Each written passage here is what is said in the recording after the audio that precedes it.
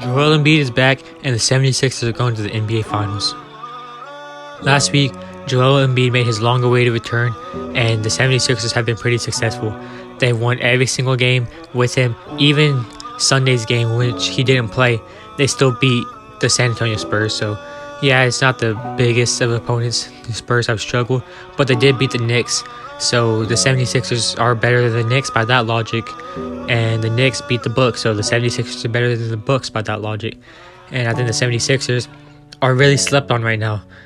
No one's talking about how they've gone on this win streak this late into the season after a tumultuous few months due to the absence of Joel Embiid. And now that he's come back, the 76ers, as you read in the title, are back. They're a team to be afraid of heading into the playoffs. Because, yeah, while they don't have that much postseason success, this is a different era for them. Nick Nurse is the coach now. Tyrese Maxey is a star. He had 52 points last game against the Spurs. And he's one of those players who, while he is one of the best around the rim in the league amongst guards, he's also a good three-point shooter. Yeah, most games he's going to be shooting around 30%, making about a quarter of the shots, but he can get hot, and we've seen him like in games that are on primetime. Tyrese Maxey can go on these runs or these streaks where he doesn't miss a three-point shot. He has that in him. He's a reliable three-point shooter, I believe. And another thing about him is that his playmaking has been more evident. His assist numbers have gone up because his teammates are actually hitting shots now. Because Tyrese Maxey is surrounded by guys like Nicholas Batum or Buddy Hield, who are good three-point shooters. Buddy Hield being much better, obviously, much more consistent, especially with that catch-and-shoot three.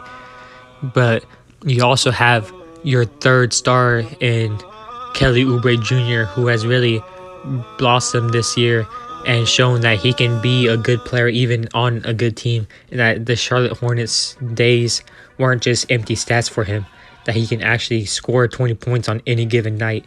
It's just that, he sets it aside for Tyrese Maxey to have his games occasionally and Joel Embiid to have his games occasionally. But even when those three players are playing together, they've been great.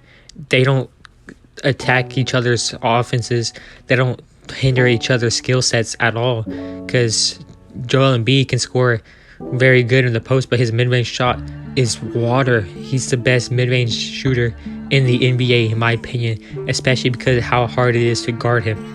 He's the hardest to guard player in the league right now, if we're talking about his scoring ability, like straight up scoring ability, not accounting for playmaking. But even then, Joel Embiid is such a big threat that he does get to pass and get a lot of assists because his teammates are going to be open when he's double teamed. Teams are always going to be looking at Joel Embiid, trying to figure out where he is on the court, and because of that, it's going to create a lot of opportunities for those other guys like Tyrese Maxey. When he gets the ball, usually he has that quick first step, so he can score and go to the rim immediately and catch the defenders off guard, because most of the time they're not going to be paying uptight, close attention to both Joel Embiid and Tyrese Maxey.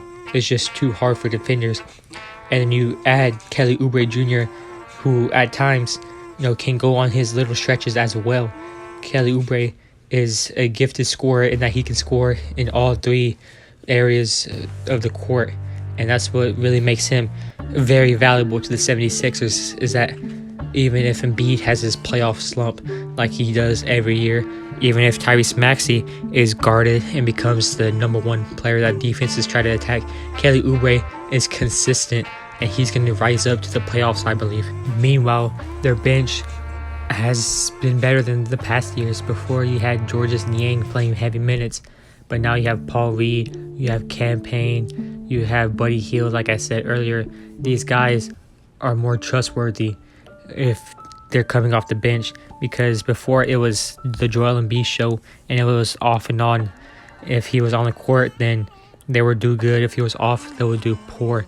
Now you don't have that problem anymore with such a loaded bench, and with Tyrese Maxey being able to play extended minutes, and we're hoping that Joel Embiid even though he did come back from injury, we were hoping that he's going to be able to stay healthy and play long 40-plus minute games in the playoffs, because he might have to if we're matching up against, let's say, the Celtics or the Bucks. We're going to need Joel Embiid's size, but even when he's off the court taking a rest, we can trust Paul Reed because he's been good for the 76ers his whole tenure that he's been there.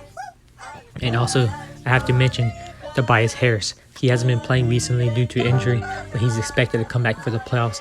And that, whether he's the number 3 or Kelly Oubre Jr. is the number 3, I think Tyrese Maxey is the number 1 forward on that team. We can pretty much say that.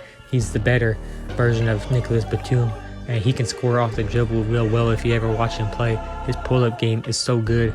And Tobias Harris, I've liked him for years. I mean, he's averaging over 17 points a game this year, so a fully healthy 76er squad is going to be different than the ones that we've been talking trash about all year, or the ones that we've been slandering for not being able to make it past the second round in 5 years. This is a different 76er squad, and they're a force to be reckoned with. That's the bottom line. Thank you for watching. See you tomorrow.